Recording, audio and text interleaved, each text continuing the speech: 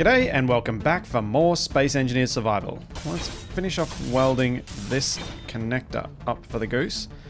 And like I was thinking before, let's change the design a bit. Let's go with some white conveyors. And oh, actually maybe... Yeah, I will leave that white for now. I was just thinking for a moment maybe making that yellow. But I kind of like this conveyor frame pattern. It almost looks like it's got a rubber accordion style thing going on, which I think could be... Oh, I was wondering what that bang was. I ran into the spotlight. So with that, like that sort of setup, what I can do is I can go to my yellow and then I can make some armor patterns around this. And I was thinking doing something a little bit like this. If we go with that one there, that there, and then go with our half slabs all the way up and join onto a similar pattern at the next conveyor junction. Something I did realize while building this though, thinking about the small grid, I normally kind of in my head have it as a much cheaper way to build. However, this thing in small grid is actually a heap more expensive.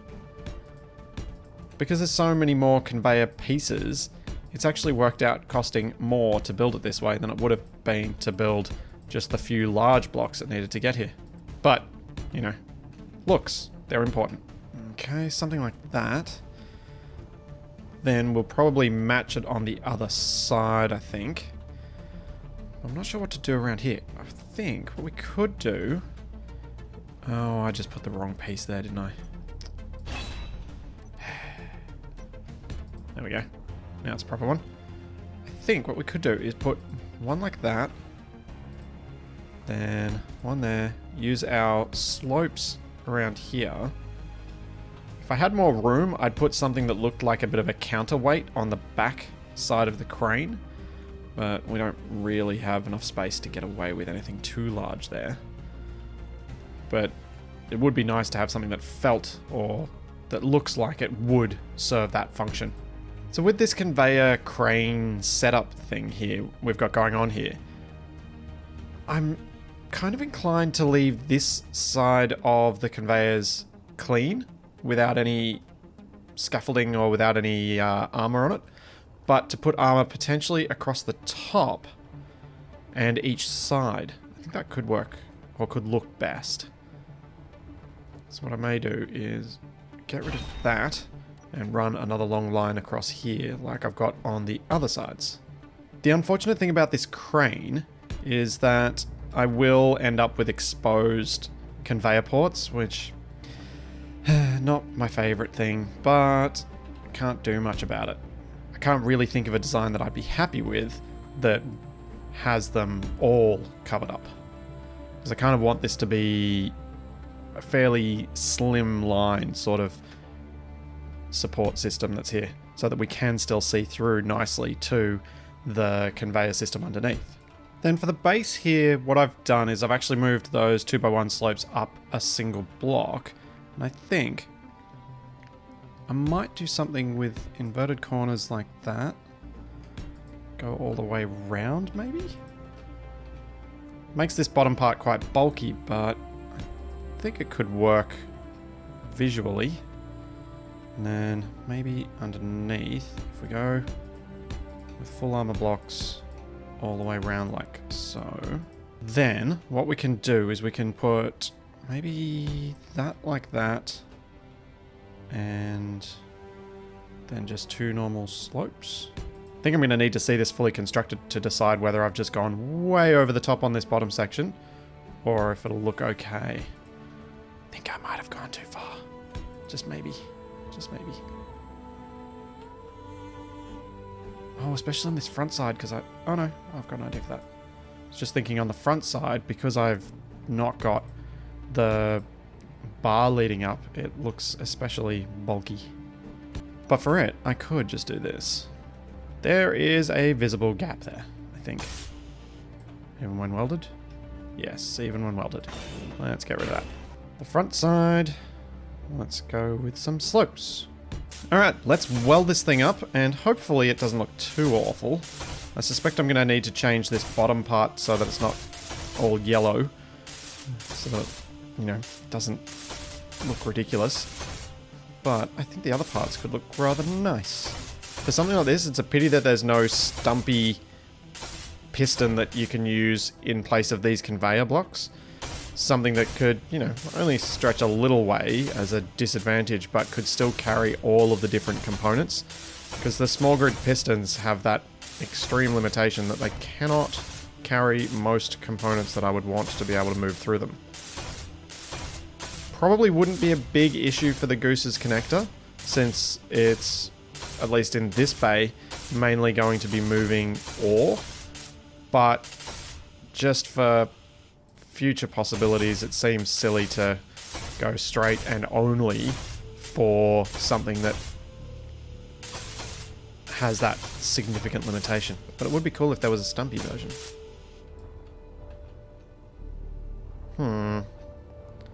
Looking at this, I'm thinking I may want to reverse the color scheme and go with the conveyors yellow and all of this armor white. Right, so I definitely chose the wrong color scheme for this. Let's change it all around. Let's go back to white for all of it. There we go. Then we will grab our yellow and we'll just paint the conveyors yellow and see how that looks. As there was yeah, I didn't like the look of that at all.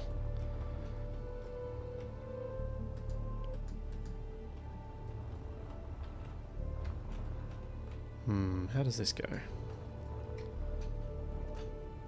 Yeah, that is much nicer. That definitely is a look I am far happier with. But I don't think this is quite what I had in mind. Like, this end bit here still looks funny. And I think what we may need to do is, around these segments, every few blocks, we need to have a bit of a rib that runs around it, I reckon. I think that will help with the look. So maybe if we go there, and if we start at the other end, I can kind of make it even. So, one there. And I don't want to cover up the green bars. It would be tempting to just do one per block, but I don't want to cover them all up, although I may cover this middle one. We'll just have 3. Yeah, I think that could work. So we'll go 3 there. 3 like this, and then we'll use the little corner pieces to join them up. And then I've just got to decide whether I want to put them around underneath as well. Or if I just kind of cheat the look and do this. I think I might just do this. See how that looks. At a distance. Close up, this all looks funny because nothing actually directly connects to the conveyor tubes. Only the junctions actually have anything touching. But at a distance, you can't really tell that there's that little gap between them. Oh, yeah? Yeah, I could definitely go for that. Alright. What I think that means for here, though, is we need to change these up. These are quite circular, almost, the way I laid them out. Whereas those other ribs are quite square, and I don't really think it works together. So what we should do is maybe do this. And use the full blocks. Like that. Does that work better? Yeah, I think it does. I definitely think that looks a bit more consistent. I'm just going to have to do this. For this band, it really does look like it should continue the whole way around. But I wasn't really wanting to have this end be so bulky. Don't think I can get away with it, though. Because if I use the 2x1s, it's going to be quite obvious that it's curved. I suppose one option would be to get rid of these 2x1s here and just have the slabs go straight here, have these big ribs that come around from the top, but just have the 2x1s go around. But at a distance, I'm actually okay with this. I'm not sure about doing something like this, though. Adding a few corner pieces on top. Does that help or does that hurt?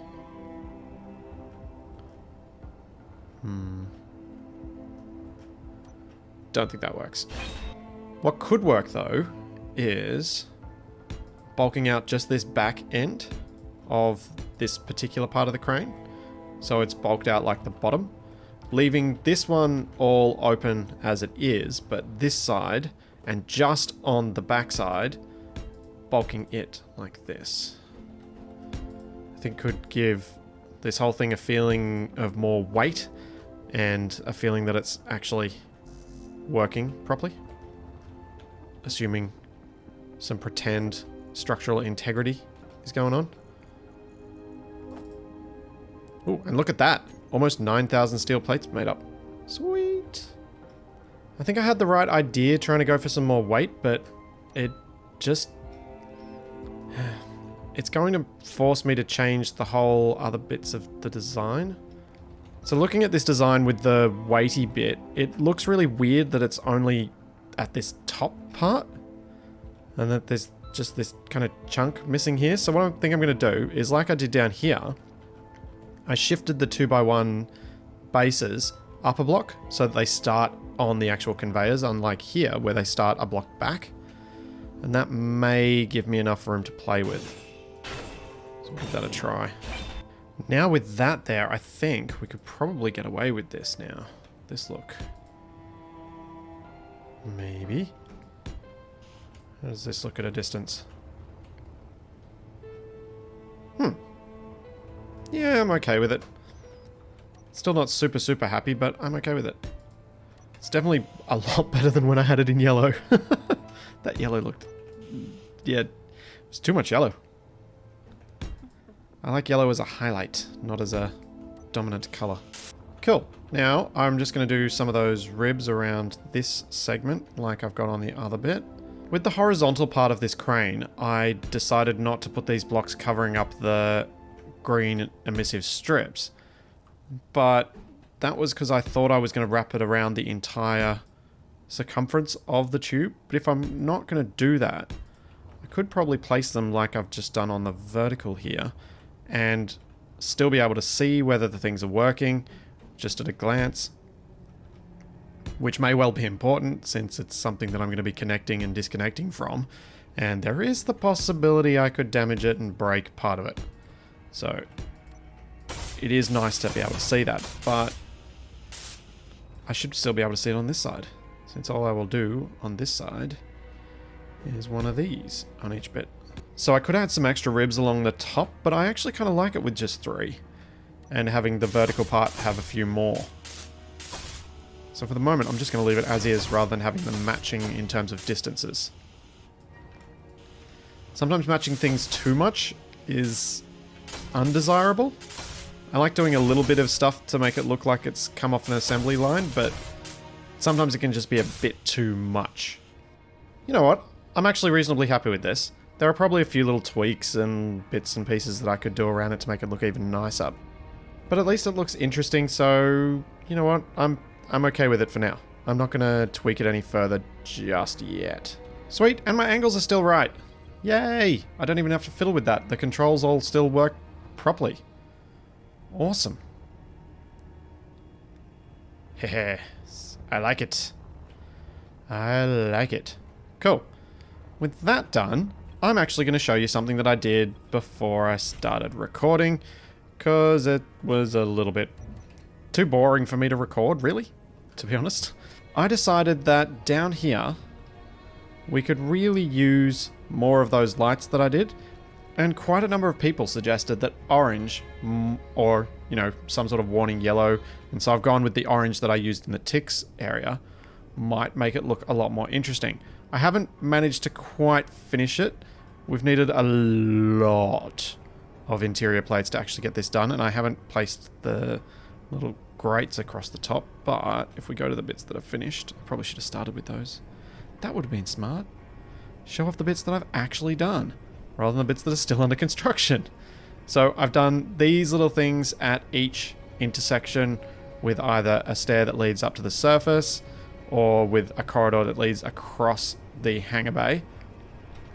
So we've got a few lights around the place, and you can see they're all this subtle orange glow, and you can make it out all the way down into the distance. So these are all nice and done. I did mention in the last video that I was thinking of some designs for attacking the enemies, and I'm going to talk about that a little bit later this video, as I would really like to get your input on some of my ideas before I actually put them into practice. There's another little idea that's what I was suggested that I really kind of liked, and that was to modify this timer room. So we've got a timer here, that's the base TBTT90. Let's just copy that name. Now, have we got an unused one over here? Yes, we do. So I'm going to rename this one so that I can remove that timer. And its setup actions will be turntable. Yep. And it will run with the argument of 90. Cool. Now I can grind this one out. The suggestion was that I continue these catwalks out either side. I quite like it.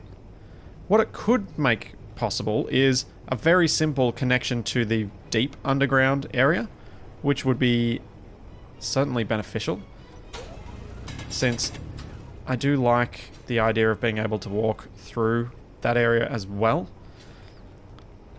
And, you know, with bases like this, I love the idea of having multiple ways to get places, lots of loop backs and extra little access ways, so that if you really know your way around, you can get to where you're going about 3 million different ways. So, what's this one for? So we can remove it as well.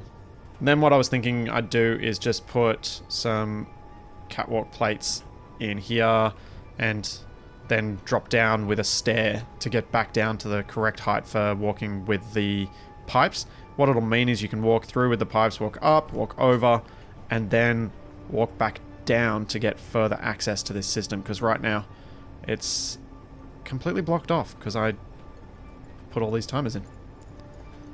But I think that'll be a nice little touch, so let's do a little bit of that. What I might do is just the side that leads back to, and if we go around here, oh no, wrong stairs. If we go this way, you'd think I'd know my way around my own base, and then around here. So I was thinking of joining back to this part first. So then we can go with a catwalk corner here, and another catwalk corner there. That probably needs to be a wall, and then a stair like that. Easy. Now I just gotta drill it out. Yeah. Nice. So that'll be a little access way up from down here. And then we should be able to walk, which is a good escape plan, all the way back around to here. Yay! Cool. For the moment, I actually really like the idea of leaving this as predominantly voxels. And if I ever get around to making this part look pretty, I'll add support structures around these interior walls and make it all look like things down here are properly done and we don't have, you know, giant bits of floating pipe. But for now, I think this is a nice touch. And I'm very grateful for the suggestion, since I think this works out well. Cool. Now we can easily walk up there, through, and walk around to the other side. If we end up underneath, we can easily get back to safety and back to hydrogen if I've run out in somewhere that I don't want to. Nice. One other thing I wanted to talk about before I leave this little room is that I don't often build with just a single block in height. I like having room above my head to play with roof designs and all that sort of stuff, but it can be fun having these tightly packed corridors in some spots. And I do like having a bit of that variety of having these ones really tightly packed, and then you pop outside and you're in this massive, capacious hangar with huge lofted ceilings. It's a nice bit of variety. So I'm actually kind of happy that I went with such a tight space, because I could have easily just done 2 level stairs and given myself more headroom, but I kind of like how this has turned out. And I think what I will do is also change you to the same yellow as the other ones. There are a couple of blocks underneath this turntable that are not finished. And I think if I hop in here and maybe we go for number 3. I think that might give me access to them for Igor. Since I've got a lot of steel plates built up now, I could probably get all of this floor done right now with the number that's there. I think there's over 10,000 now, which is awesome. I just hope that the turntable stops. I didn't want to start driving Igor around here if the turntable's going to start flicking him off the floor. Yeah, nice. Oh, while I'm here, I am going to fix up these yellow bits. I just haven't got any paint on me, so I'm not going to do it just yet. But what I am going to paint is I'm going to paint the rows of interior of the I'm going to paint these rows of Catwalk that are the ones that I should be driving onto. And I think it'll also help the turntable kind of stand out. What I may do... Ooh, I wonder if it... Nah. I was just thinking for a second doing the yellow and black at the ends like I've got on the grinder pit, but I think there's enough dark areas on these that the yellow could work just as is. Yeah, I think that makes it pop out a bit more, which is nice. And I'll have to debate with myself whether I paint these middle bits as well, or whether I'm happy as is. Okay, let's grab Igor, and I'm going to weld up as much as I can with him. I may have enough extra steel plates probably to finish off this section of the hangar, which would mean I would be very close to having enough steel plates to have a go at the bridge in a few episodes or so, which would be awesome. So that thing has been unfinished for way too long. I have found it amusing the number of people who've been pointing out just how long. Because I knew it had been a long time, but I didn't quite realize how ridiculous it's been. I think someone said it was episode 21 I did it. I first put it in. So, you know, only 40 hours of game... Well, not 40 hours. It's been a lot more than that. It's only like 80 or 100 hours of actual game time that it's been since I put it in. There we go. Hopefully that is all of the bits that are under the turntable that I missed. Don't know what I can really do about it if it's not. It's going to be very hard to spot them. But if I do spot any others when we're using the turntable, I will make sure I repair them. Or build them. Let's load up and let's get those other parking bays done. During welding this bay, I have been running into those little slopes that I had to build so that I could get Igor out last time I rolled him over. I keep missing them because I'm mainly in an overhead view and I couldn't actually see them, so I've actually welded them all up. Nice work, Igor. You have completed the Goose's various hangar bays. I can't really keep going with the whole new Splitsie thing of finishing with the minor details and everything around the place, since I have no idea what the form of the new Goose trailers will take. But at least I've now got the space to build them, which is really cool. And Igor really only has maybe a few more jobs left to do that he'll be particularly useful for. I think it would be very unlikely that I would scrap him even if I had no further uses of him, though. He's just too cool. How could I possibly get rid of him? There was a description of the Buttercup which I thought was quite apt, which was maybe I should have called it the goldfish when I first came up with it. With the way that its little thrusters move around, it does look a bit like a goldfish swimming, I have to admit. So my big military idea is to continue on with our missile design process. But this time, I would like to design the missile so that it could be launched not from the Chicken Hawk, but from a rebuild of the bunker. The idea being that the bunker up on the hill becomes a missile silo. A lot of people have suggested that I build a missile silo in the base itself, but I'm actually a long way underground and I don't think I want to create another entrance to the base. I kind of like it just having these two. I may change that in the future, but at the moment I do like it this way. But with the bunker being out of commission and never really working as designed, it'll actually be a really cool place to put a missile silo. Because of it being that kind of cone-shaped mountain, it's kind of perfect for drilling straight down and making a missile launch site. And my idea with that would be to have blast doors that close over the launching thing so that they'll be covered up whenever the missiles aren't actually being fired. So I do want to make it look at least a little bit special when we do it. The thing that I'm not sure about though is how I'm going to approach the refueling of the station, so to speak. So if I'm going to be printing missiles there, I'm going to need to have materials. So I'm going to need some way to get all of the plates and various bits and pieces that we'll need for those missiles moved from the main base up to there. In theory, I could probably figure out a way to get conveyors all the way there, but it is a very, very long way. And it might be fun to come up with a new system. But what I haven't been able to decide at this point is whether that system should be flying vehicles or whether that system should be driving vehicles. So a rover that does the rearming and refueling of that base.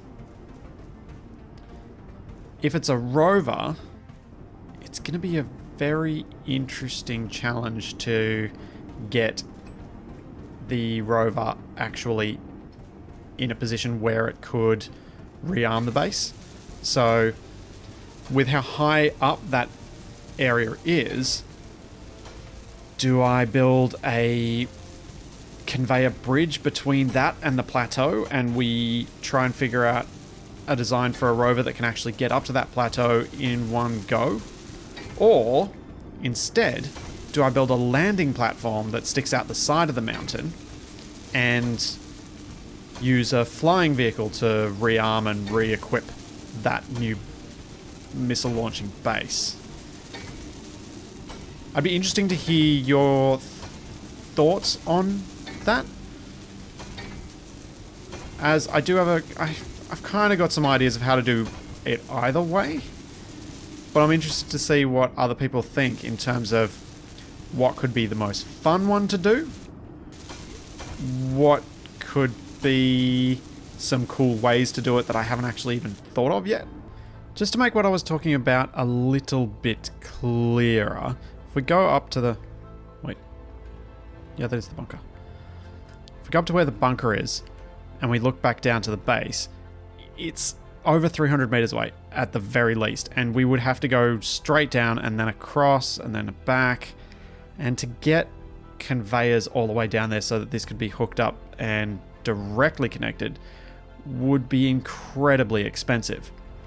So what I was thinking was either adding a landing pad out this side from the base of the silos level so that we can just fly something up here and land, or having something down at this sort of height that we could drive up to and unload into, and we just need to have something capable of bringing a relatively heavy load up through this canyon, which may need to be either cleaned up a little bit with the butterball. That may be enough actually. If I got rid of these rough parts here with the butterball, I might be able to get through. Or I could try and just drill through all of this side bit and see if I can create a smooth enough route that a wheeled vehicle could get up there, which is kind of what I'm leaning towards, but I'm not so set on it that you guys wouldn't be able to convince me otherwise. Particularly as I'm sure a few of you have already thought of something entertaining that I could do instead of what I've just said. So we'll see how that goes. So I was finding that the buttercup was quite a slow way to weld these up, and I just did a little bit by hand and came across this little mistake that I made while creating the blueprint. There's that 2x1x1 slope that I stuffed up. Light armor block. Replaced. With the wrong color. Awesome. Just what I needed. Another part of the reason that the buttercup was struggling in here was it's actually quite a tight space compared to the rest of the hangar. So I was finding I was occasionally knocking the thrusters on the walls, which was making me very nervous. And we do have a connector relatively close for me to refill, so it's not that horrible to do this by hand. And I think, yeah, my welding is definitely faster per block than what the buttercup can do. The only downside is all of these trips back to get more inventory. For those of you noticing that there is paint in all the wrong colors all throughout this section of the base, I'm aware, and I am going to fix it, but I'm going to do it all in one big go. Rather than doing it piecemeal, once I've got all the welding done, I'm going to go through and paint everything properly. So we've done this bay, and the final two are yet to be finished. But what I thought I would do is quickly build a connector for the butterball. It's a bit of a pain offloading it midway through the hangar, so if instead we have a spot back here for it, it would be much easier because I can just reverse the goose in, and then as soon as I'm locked off to that connector, I can hop out, offload the butterball, and we're good. Because the butterball can charge, and I don't have to fiddle around with how to charge through that connector when hooked up to the base, which is preferable. So, how much space do I need for the butterball, first off? I reckon I need 1, 2, 3, 4, 5. It's probably 5 by... Can fit in a 5 by 3, okay. And if it's 5, the connector is dead center. Alright. Alrighty, and connector is done. Now, I probably should have some way to safely park the goose in the correct orientation. Ooh. I think I might be exceeding my light numbers. This could be a problem. I've been hesitant to add sensors to control the lights in here, since interior lights don't use power. A sensor to control them would cost me more power than having the lights on all of the time. But if that flickering persists, I might have to do something like that just to prevent that being an issue. So let's line the goose up in the correct position for this connector. It should be just about when we are on here. Like that. Now there was another idea that I was given in the comments, which I think could work quite nicely. If I turn the goose's hitch rotors on, I then become quite rigid, so reversing is actually... Oh, no I don't. I do not become very rigid. In theory, I should have become rigid enough that I could control my reversing a bit more easily, but it didn't quite work out that way. Oh well. I guess I've just got to get good at reversing semi-trailers. Let's see if this all works. I'm still looking for a track to... Did I? Oh no, it's just in shade. Oh no, it is. No, it is white. That one block looked differently coloured. And let's see if I do have enough room for the butterball back here. I do. But I don't think I... Let's see. This might be more risk than I should probably take, but I think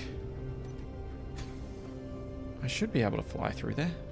Probably should have just moved this in there before I reversed the goose. But this is kind of interesting to do. Anyway. Do I even need to be that diagonal? Just giving me a bit more room. The reason I wanted to move this in here is so that I can get a bit of an idea of how much space is left for little detail work in the back here, as I would like to do some.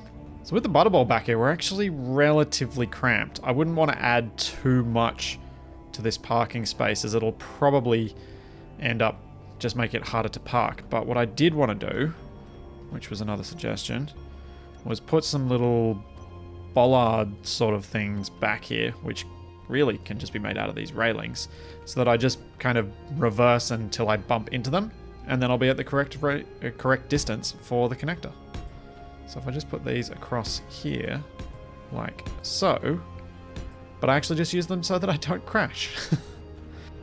And what I may do when the goose isn't actually parked here is flick them over to this block so that I've got more space back here to play with the things. Because I would like to have maybe another walkway that would take me up onto the butterball so that I'm feeling like I'm doing it more properly. I could probably just have it up here and have it so that I walk around here and then just jump onto the drills and through, maybe? Something like that. Can't really put anything in here because the drills of the butterball, when I reverse in here, will smash it. So yeah, I'll probably end up just putting some rails in, or some of Shoustall's Catwalk blocks up there to have a walkway that mostly allows access to the butterball. But I'm actually very happy with it being parked here. I could probably even move the connector into the block that I originally had thought of, and allow myself to have a walkway all the way along the back here, which would look a lot nicer. I think that's something I will do next time. I feel a bit mean that I said we were going to attack something, and that's a block that should be welded. Let's just fix that while I'm here. I do feel a bit mean that we didn't end up attacking something today. But we did get some very, very useful stuff done. Like this space. I love how this has turned out. It's pretty much what I was hoping for. The looking up into the black rock with the dome arches of the armor in there. I really love the look of this. I don't think it could have turned out much better than that, actually. Or at least in my hands it couldn't have. I do like the idea of having the bit of yellow on this turntable. It's going to make it stand out a lot more, and makes this, it kind of brings the whole room into the rest of the base rather than being this separately colored thing. And I'm happy enough with the design on our little gantry there. As talked about, I am keen to hear your ideas on how I should go about building that missile silo to replace the bunker, or at least how I should go about rearming it so that it can build more missiles. Oh, actually, no, we're not ending yet. We are doing one more thing. Now, have we got a spare timer down in the bottom here? Let's check, because there is something that needs to happen. That's not spare. Oh, you're spare. What you are going to do is, it'll be groups, and it'll be hangar. Base, hangar blast doors. No, base, hangar doors. Oh no, I'm gonna have to do this with a programmable block. Right, alright. Next time. I'll do that next time, because I'm actually gonna have to extend the room and redesign things a bit. But what I was just thinking I need to do, because a few people have mentioned it to me and I completely agree with them. I've got these massive doors, but I never actually use the rotten things. What I need is a system that automatically closes them for me when I'm not in the way. So what I want to do is use a programmable block to get the rotor control script on them that will send the message for the rotors to close the doors, and that'll be operated on a timer. So every minute or 2 minutes it'll try and close these, as long as a sensor, which will cover the area where the doors move through, doesn't detect a grid or me. So that would be my idea. I'm going to make these doors so they automatically close, which means I will have to open them as I go through, and they'll actually be functional. Then we can add some warning lights and we can do all that sort of stuff. Because I completely agree with everyone that if I've got these glass doors, I should use them. So there's that, and plenty more to come, and I'll see you then.